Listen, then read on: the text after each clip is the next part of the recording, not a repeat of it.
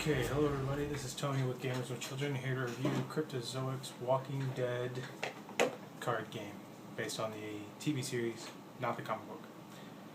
The game is rated for 15 and up. I'll show you some of the stuff why a little bit later on. There's two separate ways to play the game. There's a hero mode, which can be played with 2 to 6 players, and there's a survival mode, which can be played with 3 to 10 players.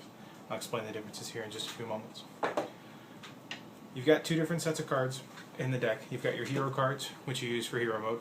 You've got 6 hero cards. You've got Rick, Maggie, Daryl, T-Dog, Andrea, and Glenn. Now, the characters are just mainly your avatars for the game. There are no powers for them or anything like that. There's no real differences other than the artwork, so you can pick your favorite or take whoever you're left with at the end of the day. For testing purposes today, we're going to go ahead and we're going to use Rick. There are 4 different types of zombies in the game, and here I believe is where the 15 and up comes in. It's just based on the graphics on the cards themselves.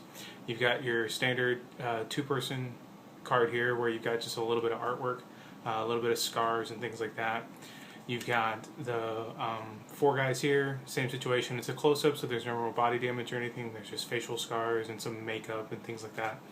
There's your mob here, which same situation. You got a little bit of deeper scars and a little bit of makeup and things like that. No real, wounds or anything, hanging out. And then you've got your just female walker here that's just mainly makeup. So use your discretion when you're looking at the cards there to determine, what you believe the age group to be. But Cryptozoic rates it for 15 and up. Alright, so the first one we're going to cover is we're going to cover hero mode. Hero mode can be played with 2 to 6 players. Each player takes 15 cards.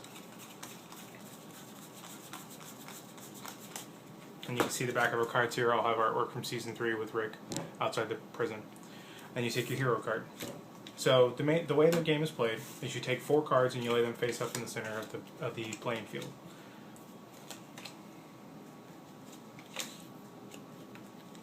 You'll notice that each one of the cards, even though they have all the same artwork, have a different number for them. And this is where the game comes in. Each player takes 2 cards and you flip them face up. Everyone goes around the table and you take whoever your lowest card is. So in this situation, our lowest card is the number 19. And this actually brings out another mechanic as well. Normally, what you'll want to do is take the card and place it to the right of whichever card it's greater than. So for instance, the 104 could be placed on any of these 4 places. However, since the 19 is lower than all of them, the 19 gets placed to the right of the lowest card. Or excuse me, of the highest card. So 63. And then you build from here. Now, you build to 5 cards. So we'll go ahead and we'll draw 5 cards here just for the sake of showing it off. There's number 5. So the 6th card that would get placed, I'm going to go ahead and take my 104 here. So if I were to place this 6th card, since it's the one that I want to place it against is here, goes here, I would take all 5 of these cards. These become mine. I would take the 104 and it gets placed here. Now these cards will come into play a little bit later on when we actually do the scoring. Now where your hero card comes in is when you flip your 2 cards over. I've got 2 kind of high cards right here, but I want to play these cards before anybody else. So if I take my hero card along with the 70 here and I throw that down for my 2 cards, that means that I get to play the 70 before anybody else plays, unless they throw out their hero card as well, which then the lowest of the hero cards goes first. Pretty straightforward, pretty basic. Once you run through it a couple times, it makes a little bit more sense. We played a couple rounds yesterday. Each round took between about 25 to 35 minutes, give or take. So the way the scoring is done is at the end, when everyone goes through their 15 cards, you count up the bullets that are on the cards, and each one has a different amount. You count those up. Whoever has the highest number of hits wins. And that's the way the hero mode is played. Like I said, the only thing that really changes is the actual hero card when you get ready to place it, letting you go first. Now to play survival mode, it's played essentially the same way. You still have your 4 cards here in the center. The difference is you take 10 cards and you don't have a hero card. Now, what makes this a little bit different is when I get ready to flip my cards out. So you do 1 at a time in survival mode. So I flip out my 1 card. I've got a lower card than anybody else here on the field.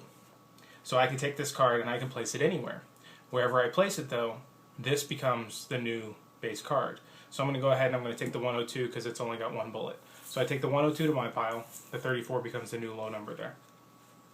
Go around the table again, you flip over your 1 card, I've got an 82. Now we're back to where you can climb up. So I've got a 67 and a 34. I can place it wherever I'd like because it's higher than both of those numbers. So I'll place it here on the 34. Now here, you go out to 5, and then whoever lays the 6 card takes those 5. The point of survival mode is you want the fewest amount of bullets possible. So you'd want to keep flipping your cards and try to get as low as possible. So if I take this one here and I've got a 42 again, we've got a low number situation, I can go ahead and take the 92, that goes there, and you can keep going that direction.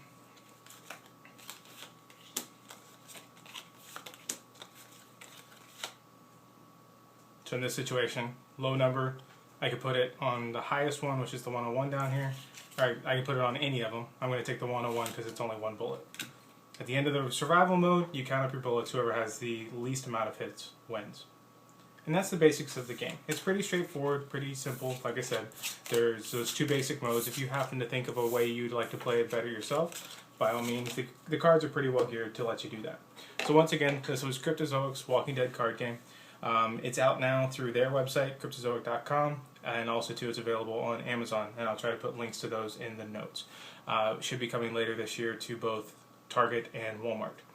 Next time, we're going to be reviewing the Big Bang Theory party game. This one's kind of cool, also from Cryptozoic. We'll be reviewing that a little bit later on. So, if you'd like to follow us, go ahead. Get us on Twitter, @GamersWChildren. You can find us on Facebook, facebook.com/GamersWithChildren. You can find us on our website, gamerswithchildren.com, where we have a podcast, and we also do review other products and games. And that's going to do it for this episode.